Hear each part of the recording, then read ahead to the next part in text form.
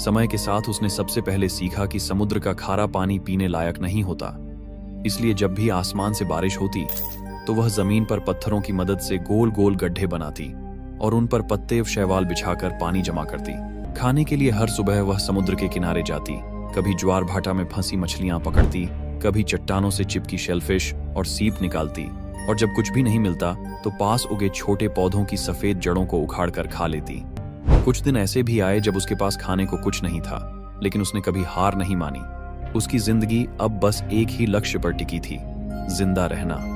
धीरे धीरे जब पुरानी झोपड़ी हवा और बारिश से टूटने लगी तो उसने समुद्र किनारे बहकर आई बड़ी मछलियों की सूखी हड्डियों और लकड़ी के टुकड़ों से नया आश्रय बनाना शुरू किया। वह उन हड्डियों को जमीन में गाड़कर ढांचे की तरह खड़ा करती और ऊपर लकड़ियां, सूखी घास और पत्ते बांधकर छत जैसी आकृति देती। उसका यह छोटा सा घर, जिसे उसने अपने हाथों से बनाया था, अब उसका एकमात्र सुरक्षित ठिकाना बन गया था। समय बीतने के साथ ज्वाना मरिया ने समुद्र और मौसम के बदलते संकेतों को समझना शुरू कर दिया। उसे अब पता चलने लगा था कि किस समय ज्वार घटेगा, किस दिशा से हवा चलेगी और कब आसमान में तूफान उमड़ेगा। वह उसी हिसाब से अपना दिन तय करती।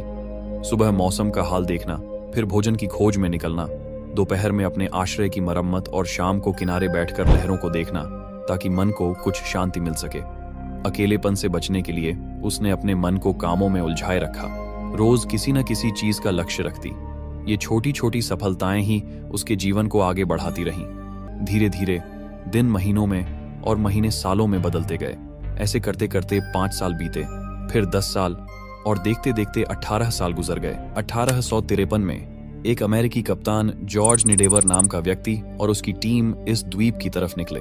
दरअसल उन्हें खबर मिली थी कि इस निर्जन टापू पर कोई अजीब सी आकृति देखी गई है। एक औरत जो समुद्र किनारे कुछ गा रही थी और दूर से धुएं के बादल दिखे थे। शुरुआत में किसी को विश्वास नहीं हुआ, पर जब जहाज के लोग पास पहुंचे तो उन्होंने देखा रेत पर बनी छोटी झोपड़ी, शंखों से सजी दीवारें और बीच में एक औरत जिसने हड्डियों और पक्षियों के पंखों से बने कपड़े पहन रखे थे।